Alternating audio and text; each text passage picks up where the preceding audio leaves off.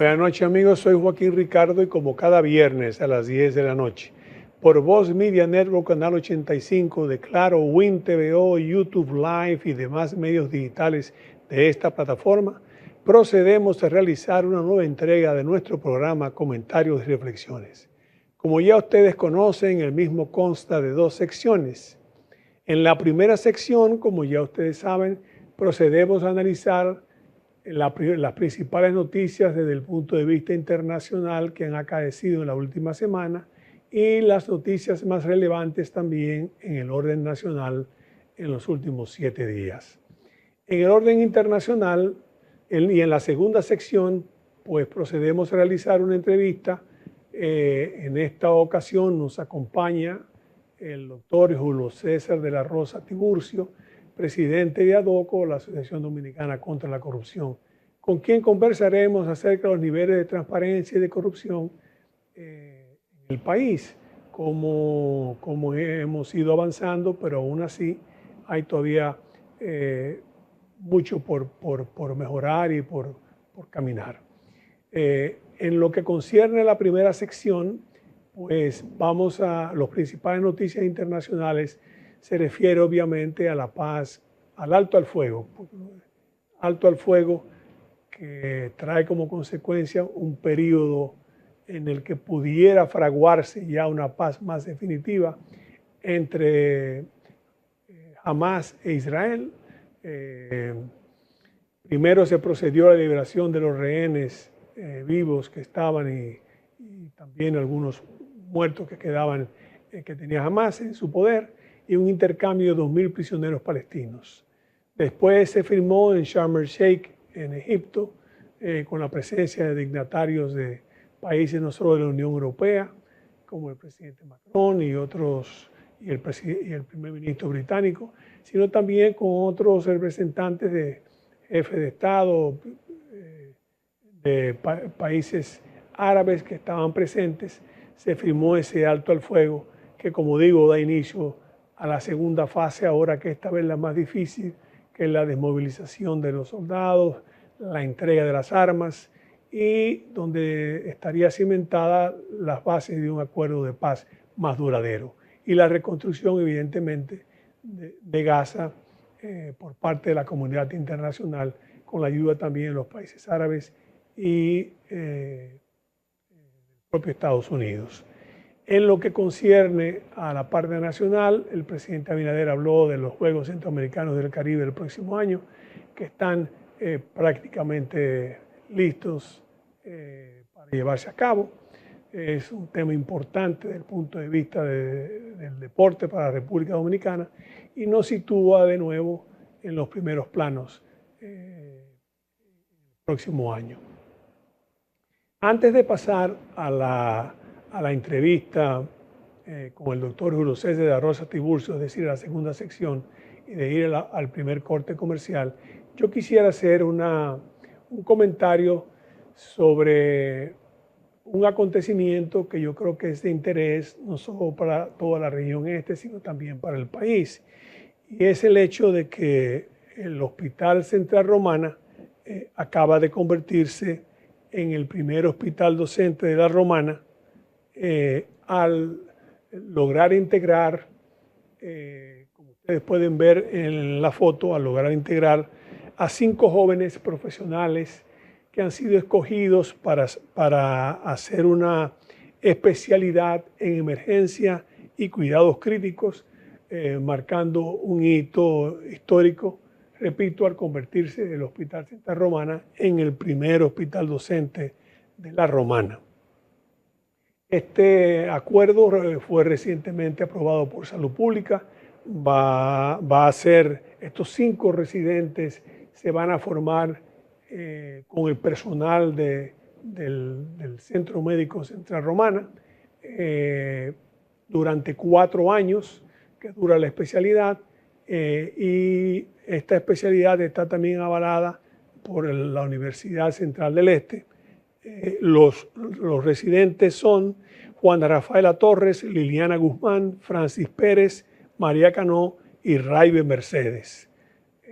El director, el vicepresidente de Salud del Central Romana, el doctor José López Larache, pues dio la bienvenida a los participantes en este programa y habló de que es un logro desde hace 30 años que tiene el Central Romana, un sueño del doctor Fran Gonzalvo desde hace muchos años, que en paz descanse, que fue uno de sus principales fundadores, de tener esta especialidad donde van a recibir durante 24 horas, como es el Hospital Central Romana, toda la experiencia de su personal médico docente para, repito, convertirse en el primer hospital docente de la Romana. Este centro de la Romana fue fundado en el año 2012, durante más de un siglo, hace casi más de un siglo de su fundación, y creo que eso evidencia la responsabilidad social de una empresa tan importante como el Central Romana Corporation, y además también el hecho de que siempre ha estado presente y ha estado a la vanguardia de los principales pasos más importantes, como un contribuyente importantísimo en el desarrollo no solo de su región, sino también del país. Nuestras felicitaciones y enhorabuena al Hospital de Central Romana, al convertirse ahora en el primer hospital docente, y a darle la bienvenida a estos 5 jóvenes para que se preparen en emergencias y áreas críticas, áreas tan necesarias para la salud en la República Dominicana. Vamos entonces, amigos, a la primera pausa comercial y venimos con la segunda parte de la entrevista con el doctor Julio César de la Rosa Tiburcio.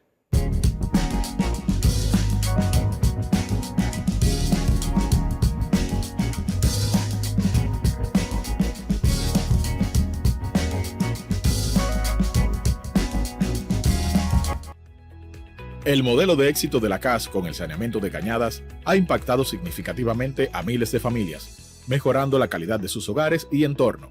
Estas obras han beneficiado de forma directa a más de 2 millones de habitantes. Kilómetros de desechos y aguas residuales a cielo abierto ahora son verdaderos espacios de vida. Corporación del Acueducto y Alcantarillado de Santo Domingo, CAS.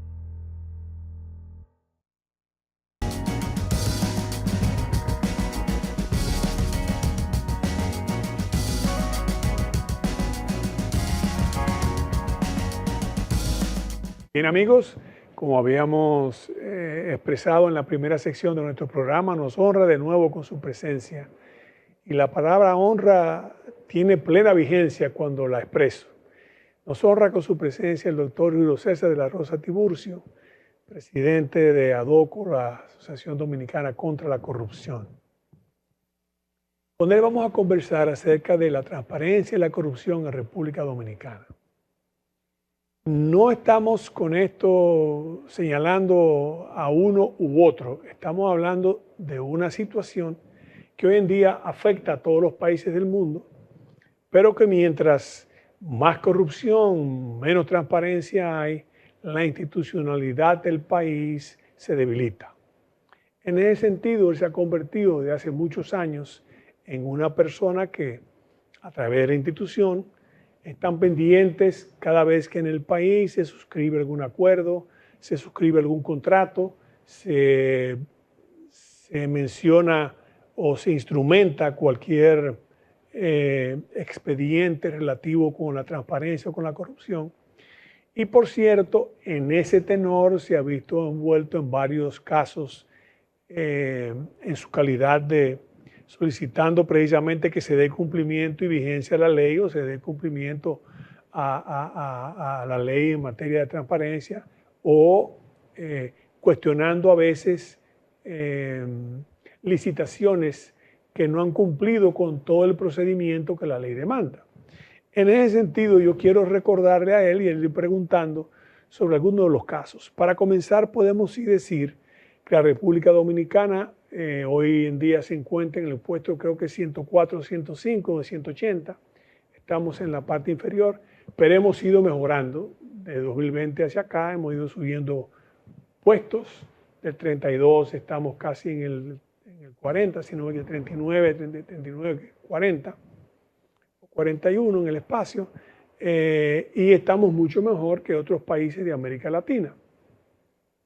Pero no obstante, siguen ocurriendo casos que ameritan la atención del presidente Julio César de Rosa Tiburcio, a quien después de darle la más cordial bienvenida, vamos entonces a comenzar a preguntarle por una serie de temas que están hoy en día vigentes y que quisiéramos que él nos enterase desde el punto de vista legal cuál es la situación de ellos. Gracias por su presencia, doctor. Muy agradecido. Gracias, de verdad siempre es grato conversar con usted porque, como le he dicho en otras ocasiones, he sido un gran seguidor y admirador suyo y he aprendido mucho de usted. Y de verdad que es siempre grato poder conversar con usted. Yo le agradezco sus palabras. El tema de la corrupción que se va convirtiendo ya cada vez más en un tema de interés, tanto de quienes gobiernan como también de otros sectores, el empresariado, los organismos multilaterales, y por eso se han ido tomando decisiones al respecto con la promoción de convenciones de lucha contra la corrupción, tanto las Naciones Unidas como la OEA, y es precisamente porque se le va prestando una mayor atención y se busca la toma de decisiones que sean de aplicación global, porque si aquí podemos tener una gestión transparente, ya la experiencia acumulada, un empresario que quiera expandirse a otro país y encuentra el mismo clima que tiene la República Dominicana o de los Estados Unidos, de Europa, viene algún inversionista que tiene un clima donde hay institucionalidad, debido proceso, seguridad jurídica, cero corrupción, pues evidentemente que eso va a ir en beneficio de toda la comunidad internacional y sobre todo los países de manera individual pues van a ser los mayores beneficiosos. Entonces por eso ya hay del año 2002 a la fecha lo que es el ranking de percepción de la corrupción, que cada año la organización alemana Transparencia Internacional pues presenta este ranking donde se va evaluando el comportamiento de los estados en lo que es su voluntad política de enfrentar la corrupción, tomando como parámetro diferentes aspectos, entre ellos la respuesta que da el Estado a través de los estamentos, tanto judiciales como en el orden administrativo, con los órganos de fiscalización, el papel de las organizaciones de sociedad civil, el clima de libertad alrededor del cual se pueda ejercer el papel que hacemos organizaciones como ADOCO, que hacen los medios de comunicación, que hacen los líderes de opinión, de cuál es el abordaje que se le da al tema. Y eso entonces que va a pasar a dar el resultado que todos los años pues anuncia Transparencia Internacional, que alguno lo ve como algo insignificante tal vez, pero eso va redundando en beneficio de lo que es la calificación de los estados. Cuando nosotros vemos países como Chile, Costa Rica, Uruguay, que están en los primeros lugares de la región como países donde hay fortalecimiento institucional y hay una corrupción reducida al mínimo, pues eso es beneficioso y hay que ver cuál es la economía de estos países y la inversión extranjera que van allí. Entonces, desde organizaciones como ADOCO, nosotros lo que procuramos es precisamente eso. Y hacemos uso de las herramientas jurídicas que desde la Constitución a las diferentes leyes, pues prevén como para que un ciudadano, una organización pueda intervenir ante un caso en el cual se pueda tener alguna evidencia de que no va por la vía correcta.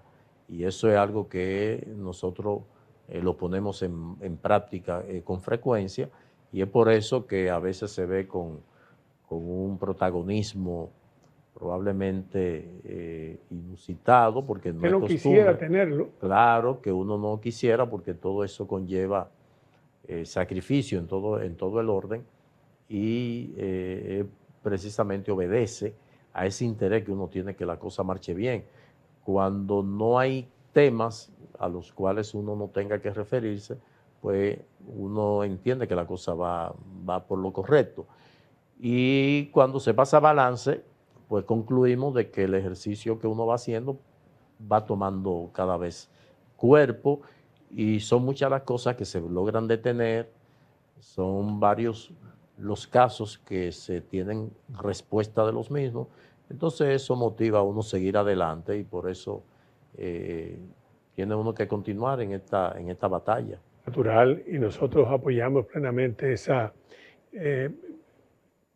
disposición permanente que ustedes tienen de servir para eso. Además, con la globalización, el hecho de que firmas internacionales puedan acudir a los distintos países a participar precisamente en licitaciones públicas internacionales Claro. que abren las naciones, amerita que haya siempre una institución que esté pendiente de eso. Así es. Yo quiero preguntarle, porque usted se ha visto en los últimos tiempos, ha tenido que opinar sobre diferentes casos.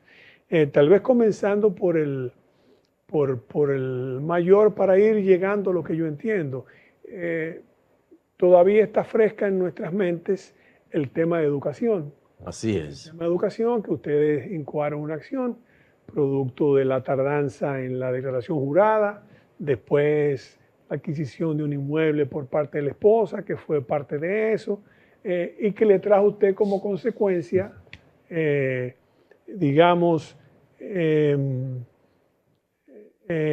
malentendido, vamos a llamarle de esa manera, con la directora de ética E integridad gubernamental, cuando habló de subsanar una situación que había sido subsanada. Sin embargo, usted fundamentaba muy claramente su situación. ¿En qué ha parado esa situación finalmente? No, nosotros, el proceso se inicia con una denuncia que presentamos ante la DIGEI sobre la omisión y declaración tardía de la declaración jurada por parte del ministro de Educación. 15 meses más tarde. 6 meses la primera, 6 meses después, y la rectificativa, 15 meses después.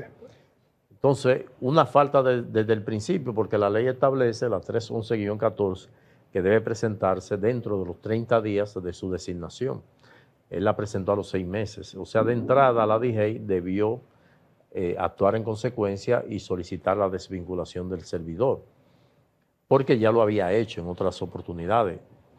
La doctora Milagros Ortiz Bosch, en su respuesta ante una posición que nosotros asumimos de establecer que ella prevaricó porque hay un vínculo entre el exministro y la directora de la DIGEI y que ella debió de entrada, independientemente de que haya omitido en una declaración jurada una razón social que luego, un mes y días de su designación, él adquiere, esa razón social adquiere un inmueble por 31 millones de pesos. Nosotros le llevamos la denuncia a la DIGEI porque ella venía fijando posiciones sobre el incumplimiento de la ley 311-14. Entonces era la vía. Si usted juzgó en otras ocasiones, pues debe hacerlo ahora. Nosotros establecimos de que había prevaricado y ella dio como respuesta prevaricación o difamación, lo que nosotros pues asumimos como una amenaza y salimos al frente a la misma. En ese documento, ella nos enrostraba que nosotros debíamos saber, se suponía que debíamos saber, que la ley 311-14 establece como órgano fiscalizador de las declaraciones juradas de patrimonio a la Cámara de Cuentas. Eso nosotros lo sabemos, porque de hecho participamos de las vistas en la elaboración de esta ley. Pero, sin embargo, es una contradicción porque ella nos dice, no, nosotros no tenemos calidad para juzgar eso legalmente porque la ley la remite a la Cámara de Cuentas, pero ella tomó una decisión ordenando el archivo de la denuncia presentada. Entonces ella juzgó, lo que es otra falta, porque si usted no es el ente llamado, establecido por la ley, primero no se esté refiriendo, como se refirió a otras declaraciones juradas, a omisión y también a presentación fuera de plazo. Entonces ya juzgó. sin tener calidad. O sea que eso agrava la situación. Ella debió remitirnos al el órgano que sí tiene calidad, claro. Pero ella juzgó. Entonces, eso pone en evidencia de que las decisiones que se toman para uno no son las mismas que se toman para otro. Y el vínculo con el señor Ángel Hernández debió ser una causal para ella inhibirse y no juzgar. Porque Ángel Hernández no solamente fue viceministro o subsecretario cuando ella fue secretaria de Educación, sino fue que le sustituyó cuando ella se fue a la licencia para competir en las primarias internas del PRD. Por lo general, usted que ha estado en la administración pública, cuando el ministro va a ausentarse, tiene la facultad de designar a uno de los viceministros para que ocupen de manera ocasional la función, y siempre el ministro se va con el que tiene mayor vínculo, más confianza y afinidad, que es lo que la práctica ha llevado. Entonces eso nosotros lo llevamos al PECA ya como denuncia por lavado de activos, porque la operación consistió en una operación, él siendo funcionario del Estado, y en atención de que la había omitido en la declaración jurada de patrimonio, que luego rectificó cuando nosotros presentamos la denuncia, y no solamente incluye esa razón social, sino 7 más que había omitido originalmente. Y después ya él se destapa admitiendo que cometió una irregularidad al decir que movió dinero de una fundación que él preside, que recibe fondos públicos para comprar un patrimonio de la familia. Otra falta. Entonces, eso pone en evidencia que una cosa, las cosas cambian cuando se trata de una gestión. De una gestión. Bueno, es una explicación ya conocida, pero queríamos darla de nuevo para poderle preguntar de otros casos interesantes que hay, como por ejemplo el caso de Decolor. Caso de Decolor en el sentido de, ya todos sabemos, fue un contrato en el 2020 durante 5 años. Sí. Sabemos los inconvenientes que al final también incluía no solamente licencia, sino también cédula, pasaporte, y una serie de inconvenientes que surgieron alrededor de ellos, que terminó de alguna manera el gobierno rescindiendo el contrato. Había unas adendas, creo que ustedes hablaron sobre eso también, unas adendas que no estaban hechas en plazo, pero bueno, ese contrato, digamos que salió por el momento del medio, y quedó entonces el nuevo contrato que hizo el Intran con el tema de la licencia, que en este caso lo hizo con una compañía que se llama Mobility ID, que tiene como parte de su, que integra también su consorcio a Midas. Esa empresa, por cierto, cometió un error tratando de decir que usted tenía algún tipo de interés o tenía algún tipo.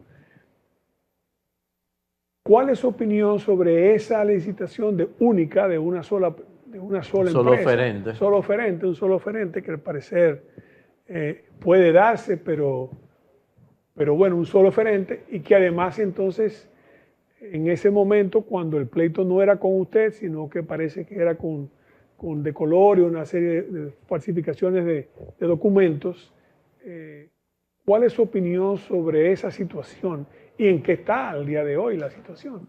Mire, todo comienza. Primero, nosotros fuimos la organización que en el 2007, 8, 9 atacamos el contrato de Decolor que tenía con la Dirección General de Tránsito Terrestre entonces para la expedición de la licencia de conducir. Esto, pues, finalmente ese contrato, después de la denuncia nuestra de que ya debió haberse rescindido, porque el contrato originalmente se aprueba antes de la ley 200, de la ley 340, y que lo mandatorio era que se le diera culminación y se iniciara un proceso. Esto nunca ocurrió. Pues evidentemente que uno, ya el contrato corriendo, pues ya se dedicaba a otras cosas, porque no puede uno tampoco obligar a un funcionario a que haga las cosas. Uno cumple con su rol hasta donde las posibilidades lo permitan. Luego, con el contrato que actualmente está corriendo, pues se inicia por allá por el mes de abril un proceso de licitación. Cuando inicia el proceso, a nosotros se nos va poniendo conocimiento del mismo. ¿A través de quién? De potenciales oferentes que mostraron interés en participar.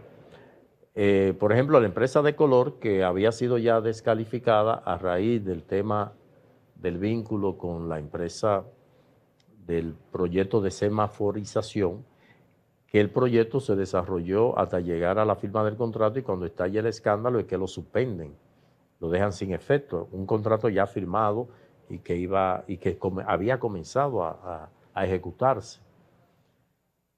Pues nosotros recibimos desde Color un legajo de documentos donde nos ponen en conocimiento de las irregularidades que ellos habían advertido, pero también varios oferentes internacionales de Estados Unidos, de Alemania, de Inglaterra, de Costa Rica, de Panamá, nos habían remitido las comunicaciones que le habían hecho al director del Intran a los fines de que ampliaran el plazo para poder cumplir con el pliego de condiciones.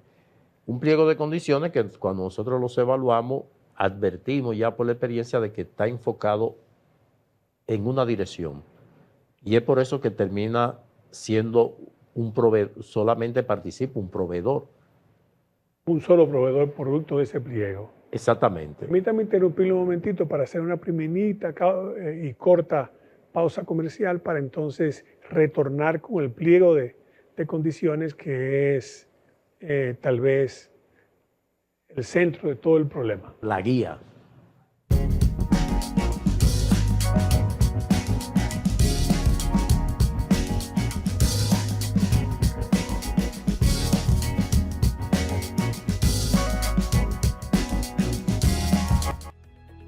El modelo de éxito de la CAS con el saneamiento de cañadas ha impactado significativamente a miles de familias, mejorando la calidad de sus hogares y entorno. Estas obras han beneficiado de forma directa a más de 2 millones de habitantes. Kilómetros de desechos y aguas residuales a cielo abierto ahora son verdaderos espacios de vida. Corporación del Acueducto y Alcantarillado de Santo Domingo, CAS.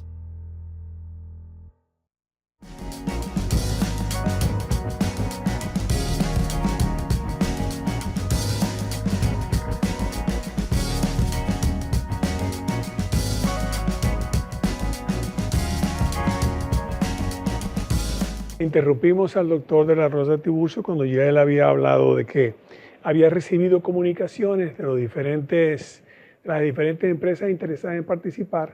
Primero, pidiendo al Intran que ampliara el plazo para recepción de las ofertas, y segundo, la entrega del pliego, del famoso pliego de condiciones que usted cerró el momento diciendo que de ahí usted se dio cuenta que estaba orientado hacia...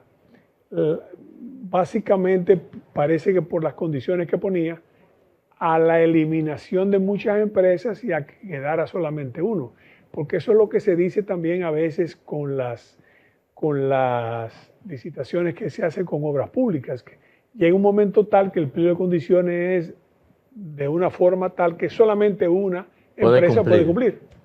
Claro, es una práctica y uno ya se va haciendo experto en el tema, y uno puede advertir eso. Cuando se hizo la licitación para la construcción del túnel minero que pasa, que va desde la Ortega y Gasset y sale a la Universidad Autónoma de Santo Domingo, en el pliego de condiciones se establecía que las empresas participantes debían tener primero 60 millones de dólares mínimo de capital, pero tener experiencia en la construcción de túneles de esa naturaleza. Pero el primer túnel que se va a hacer aquí no hay ninguna. Bueno, se puso de manifiesto ahora con en la la, solución en la bandera, de la bandera, que era el túnel que era un mandaba túnel ahí, que pero mandaba, como se modificó, como no hay, empresa aquí que esté en capacidad de hacer un túnel minero, que ni siquiera no se sienta en lo más mínimo lo que se está trabajando bajo la superficie, pues se cambió el diseño y para abaratar costos se va a hacer algo que probablemente no solucione lo que sí podía solucionar ese túnel. Entonces nosotros dijimos, esto va dirigido a una empresa en particular. ¿Qué ocurre? Que una de las comunicaciones que a nosotros nos llega es de una empresa de Estados Unidos que hace referencia a uno de los compromisos del Tratado de Libre Comercio de Estados Unidos, Centroamérica, República Dominicana, de RCAFTA. Nosotros trabajamos en toda la discusión de cara a la implementación en el año 2004 del Tratado de Libre Comercio. A partir del 2005 comienza el Ministerio de Industria y Comercio a desarrollar algunas actividades de cara a ir edificando sobre lo que era la dinámica del tratado. La ley se aprueba en el 2006 y es precisamente motivada por los Estados Unidos porque quería reglas de juego claras. Y ese tratado establece que toda obra, toda licitación que conlleve, que tenga un costo superior a los 6.75 millones de dólares, debe notificársele al Departamento de Estado para que participen oferentes de Estados Unidos. Eso aquí se ha violado. Es una obligatoriedad. El contrato, el tratado lo establece. Impuesto al Estado dominicano de que debe notificar cada vez como que una forma, si tenemos un tratado, ustedes lo notifican. Claro. Si ellos participan o no es otra cosa, pero lo notifican. Ellos hacen ahí en esa comunicación en esa mención. Nosotros nos sentimos compromisarios como una forma de proteger la imagen del país, porque todos los años nosotros somos cuestionados en las encuestas que finalmente dan como resultado la calificación de riesgo del país, como también lo del ranking de transparencia internacional, no directamente por transparencia, pero sí a través de World Justice y otras entidades que nos viven mandando encuestas y ese tipo de cosas. Entonces, ahí es que nosotros entramos en una etapa del proceso de licitación, que es la apertura del sobre B, que es donde está la oferta económica. Nosotros sabíamos que ese oferente único iba a ser, porque todo se construyó para llegar a que haya un oferente único. O sea, el pliego de condiciones estaba hecho para... Dirigida a eso. ¿Qué había en el pliego de condiciones? De que las empresas debían tener una certificación de una línea de crédito por 25 millones de dólares, 1.400 millones de pesos. Y que dentro del consorcio debía existir un fabricante de la impresora láser CLM 600. También una condicionante que decían los potenciales oferentes, por ejemplo de Costa Rica, que esa me llegó, me detuve a verlo, decía que hacer contacto, gestión ante un fabricante, pues no es cuestión de 30 días. Claro. Hay que hacer una serie de cosas, igual que gestionar una línea de crédito de 25 millones de dólares, es un poco también difícil. Y no insistieron y no dieron el plazo, no extendieron el plazo. Nosotros impugnamos ante la unidad de compra del Intran y ellos rechazan la impugnación bajo un argumento infeliz de que nosotros no éramos oferentes. Bueno, es que el papel nuestro es deudor ciudadano. No vamos a decir que representamos la sociedad, porque la sociedad no nos ha dado mandato, pero sí representamos a un número de ciudadanos que a través de nosotros pues alzan su voz. Y la propia Constitución establece la participación ciudadana, la propia ley de compra y contratación establece el control social. De que nosotros podemos hacer una denuncia. Bueno, es que en la práctica nosotros llevamos la denuncia a compra y contratación y no hace caso, ni responde en el tiempo oportuno, sino responde después de adjudicado el proceso. Y eso fue lo que ellos hicieron. Rechazan la impugnación nuestra, la remiten a compra y contrataciones. En el cronograma de anunciar la adjudicación era el día 7 y lo adelantaron al viernes 2. O sea, rompieron su propio reglamento y se adelanta anunciando la adjudicación. Entonces, cuando uno observa la celeridad con que se han adjudicado las 3 licitaciones que se llevan una diferencia de tiempo muy reducida, que tiene que ver con la identificación de la persona y el jumper que hay entre una empresa consorciada con Midas en pasaporte, a su vez participa en el Intran y también en la cédula, que por eso vino una confusión de que nosotros habíamos impugnado el proceso de la cédula. Lo que nosotros aclaramos, que nosotros no hemos intervenido en oposición a la adjudicación de la cédula, porque este se hizo, no habíamos recibido ningún tipo de denuncia sobre irregularidades, como si recibimos del Intran. Y fue lo que nosotros atacamos en el tiempo oportuno antes de anunciarse la adjudicación. Entonces, esto conllevó a que en el escrito de defensa del consorcio Mobility ID hicieran referencia no a falsificación como ellos sirvieron en la nota de prensa, apócrifa porque no asume la responsabilidad nadie. Ellos no hablan de falsificación, ellos lo que dicen es que Jochi Gómez había usurpado funciones oficiales para obtener una certificación. Jochi no es usted. Efectivamente, entonces nosotros hicimos uso de una certificación que dio un laboratorio de que la empresa del consorcio que dice ser fabricante no lo es. Y esa empresa, 3 días después de haber dado esa certificación, que no fue oculta, sino que Jochi la solicitó desde su correo de Decolor, y que dice, estamos solicitando que certifiquen si esta empresa fabrica esa impresora, porque estamos evaluando el proceso de compra y contrataciones. Él no dice, soy del gobierno y estoy evaluando, sino deja ahí establecido con su correo de Decolor de que lleva interés. Entonces, no fue que tomó una certificación que decía una cosa y le puso otra, no.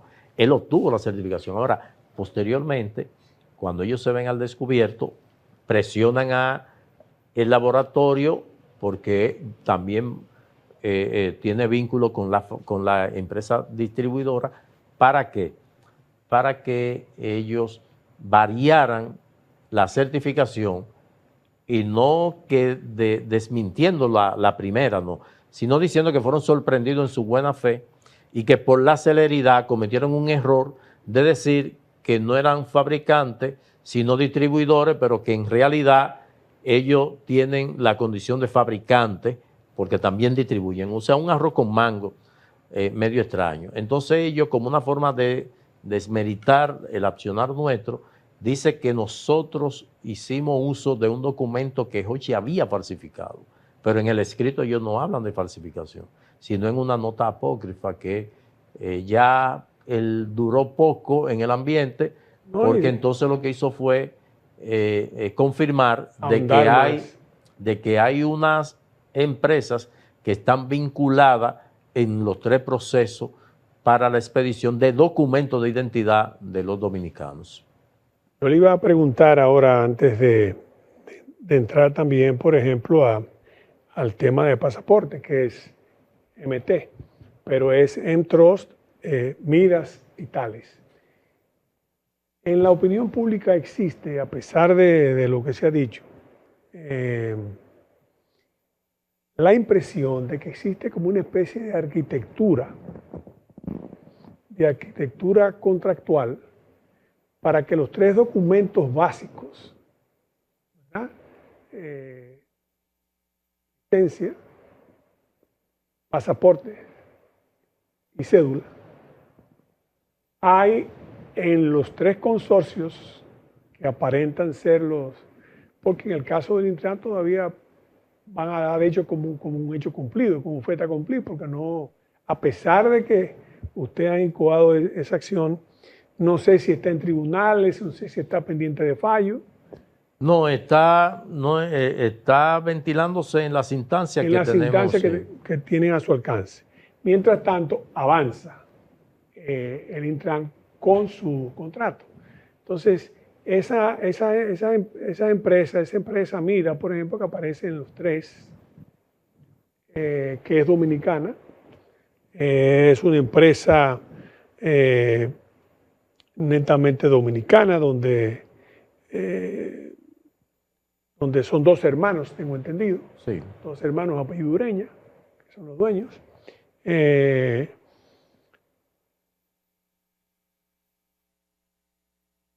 Deja la impresión, el sabor en la opinión pública, no sé si usted tiene la misma percepción de esa situación. Cuando vamos a la cédula, por ejemplo, que quien gana es otro consorcio ya, el de la cédula, SEMDOC, el consorcio que gana la cédula. Sin embargo, forman parte 2 compañías panameñas, dice el señor presidente de la Junta, 2 compañías alemanas y una compañía que se llama UQ Tech, que es dominicana. Esa empresa dominicana está compuesta, según lo que pude ver, por Roberto Rodríguez Morel, que tiene un 47% de las acciones, y el señor Junior Manuel Tolentino Méndez un 30%. Tienen su domicilio aquí en Arroyo Hondo Viejo, en calle conocida. Están en el mercado del año 2012, pero también entre todos siempre figura, hay como un vaso comunicante. El tema también con la cédula era que si habían compañías que participaban con Haití y otros, pero parece que lo que hay son compañías que tienen negocios en esos otros países. Sin embargo, no hay ningún tipo de instancia ni ninguna acusación contra la licitación, pero sí queda el sabor de que sigue siendo todavía un problema el tema de la participación de todos estos consorcios con algunos vasos comunicantes entre sí. No es casual que todos estos procesos se hayan producido de manera simultánea con un intervalo de tiempo muy mínimo. Y miren que casi los 3 se adjudican en la misma... Casi juntos. Casi en 60 días, menos de 60 días. Entonces, hay un elemento, hay un común denominador que es Veridop. Veridop es la empresa que, aunque no está en uno de los procesos, pero sí está como subcontratada para suplirle a uno de los que está en el proceso. Está en 2 y en uno está vinculada a una de las empresas. Entonces, ¿por qué viene el tema del temor legítimo? Porque dentro del proceso, cuando están procurando el aval para justificar la experiencia, Veridop se hizo acompañar de una certificación del Ministerio de Interior de Haití, que es quien maneja el registro civil, y certifica de que ellos han expedido desde el 2019 a la fecha cerca de 6 millones de cédulas en Haití. Entonces, lo primero que uno le llama la atención y la aclaración sobre si era una empresa haitiana, todo el mundo sabía que no hay empresa haitiana, en Haití no hay empresa de nada. Y sobre todo nadie le va a reconocer a Haití de que hay una empresa haitiana que está manejando el tema de la cédula, porque sabemos que no hay registro civil allí. Entonces llama la atención precisamente el hecho de esa coincidencia. Y las autoridades dominicanas tendrán que repensar la situación, porque a todo esto hay algo que es una realidad. No vemos la necesidad de que se eroguen 8.000 millones de pesos para el tema de la licencia. La licencia es un documento que lo único que certifica es si la persona está apto para conducir un vehículo de motor. Eso no tiene que estar dotado de seguridad, o naturalmente tiene que tener la seguridad de que no la hagan en un patio. Claro. Pero aquí hace tiempo y no hay necesidad ni... Primero, la licencia, podían aparecer algunos creativos que la falsifiquen cuando obtener una licencia era un trauma. Pero ya usted va a cualquier plaza comercial y en media hora usted tiene su documento sin problema. Entonces, eso por un lado. En el proceso de compra y contrataciones se vende la idea de que no le va a costar un peso al Estado. Sin embargo, hay una certificación de apropiación de fondos por 1.400 millones de pesos, que es lo que los consorciados van a buscar préstamo a la banca extranjera y local con esa garantía. Entonces se nos miente cuando dice que no va a costar un peso, pero hay una certificación ahí por 1.400 millones de pesos, cargado al presupuesto del 2025. Entonces, ese común denominador de Veridot tiene que dejar o sentar un precedente, porque también no vemos por qué la tercerización de todo este tipo de procesos, cuando antes todas las instituciones tenían su mecanismo de expedir un documento, de blindarlo a través de la adquisición de lo que se tenga que comprar, porque usted tiene que dar eso a un tercero, de que maneje la data, nuestro dato. No, que vienen de que empresa alemana, ajá. Porque sea alemana no puede incurrir en mala práctica. No alemana, realmente lo que yo investigué es que el 40% de las empresas pertenecen al gobierno alemán. El 40%, ¿entiende? Pero no es... Claro, y entonces son empresas alemanas, pero no del gobierno alemán. Entiende, entonces quieren vender, no, que esto está... Pero nosotros podemos hacer nuestro propio sistema. Como lo hacían anteriormente las distintas dependencias pueden hacer. Aquí, claro, aquí pasaporte aparecía de que alguien con un pasaporte dominicano que lo tuvo, que esto, que la libreta. Sí, que es cierto. Pero eso está dentro del margen de riesgo. Pero además que corremos usted puede todo. También hacer el que se va a hacer, el pasaporte sellado totalmente, eso lo puede hacer, también lo puede contratar también pasaporte. ¿Entiende? Entonces, directamente ¿qué es lo sin que tener llama, que tercerizar? ¿qué es lo que llama a sospecha legítima nuestra? Que usted ve que, por ejemplo, de la RUED, que es que hace el papel RUED, moneda, claro, de toda la vida, ¿verdad? Ellos han hecho todo eso. No. Aquí viene una empresa primero que lo que son riferos originalmente, Mida Dominicana, lo que comienzan es con la banca de apuestas. Entonces, en esta gestión hemos visto una presencia, aunque ellos habían ya participado de proceso en la Cancillería con la instalación del sistema tecnológico de unificar los consulados, ellos lo decían. Entonces, ¿qué es lo que a uno llama la atención? Usted sabe que de la RUED hace papel moneda, pero esta gente que comienzan su actividad en un área, no, ellos se abren a todo lo que haya que hacer. Pasaporte, hacemos pasaporte. Cédula, hacemos cédula. Licencia, hacemos licencia. Entonces, es lo que llama la atención a uno, cuando uno ve los pliegos de condiciones van dirigidas precisamente. Esa línea de crédito de 25 millones de dólares, eso se gestionó antes, porque nosotros tuvimos la experiencia en pasaporte. En pasaporte nosotros éramos veedores como entidad, y el proceso se llevó originalmente hasta un punto donde nos daba confianza de que iba a ser transparente. Pero de repente estamos convocados para una fecha previo a la apertura del sobre B, la oferta económica, y nos llega una comunicación, nos llaman, miren, ¿hasta qué hora estamos? No, nosotros cerramos a las 5. Sí, pero nos pueden dar unos minutos que el mensajero salió para allá y nosotros, pero es de pasaporte. Ok, vamos a esperarlo. Cuando llega una comunicación donde Compra y Contrataciones suspendía esa licitación, luego nos invitan y nosotros nos negamos a participar. ¿Cuál es la sospecha legítima que tengo el derecho de pensar? De que en la en la oferta económica no pasó MIDA. Entonces, ¿por qué se hace de nuevo y sale MIDA?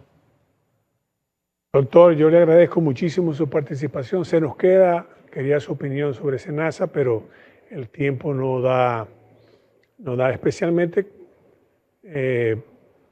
con el tema de la auditoría, que vi que van a sacar 55 millones para la auditoría, pero creo que es la Cámara de Cuentas la que debe realizar la auditoría. Pero se nos queda ese tema. De todas maneras, estamos debidamente ilustrados de los procesos que al mismo tiempo se están llevando a cabo sobre la licencia, el tema de pasaportes, el tema de la cédula también, y la coincidencia de una serie de empresas y de una serie de prácticas con el tema del pliego de las condiciones, oferentes únicos que aparentemente solamente aparecen ellos, no hay de otra manera, otros que participan y después se retiran sin alegar ninguna razón. Y estamos con esta participación debidamente informados también de que tenemos instituciones que están tratando de hacer las cosas bien. Y ojalá que las instituciones se den cuenta que una de las metas del presidente Abinader es la transparencia y la corrupción. Ha dado muestras muy claras, por lo menos él. Ahora queda a los que lo acompañen en su gobierno a que lo hagan demostrándolo con hechos, res non verba, o sea, hechos y no palabras. Muchas gracias al doctor Julio César de la Rosa Tiburcio por su participación y nos vemos, amigos, en una próxima entrega de Frente al País, comentarios y reflexiones.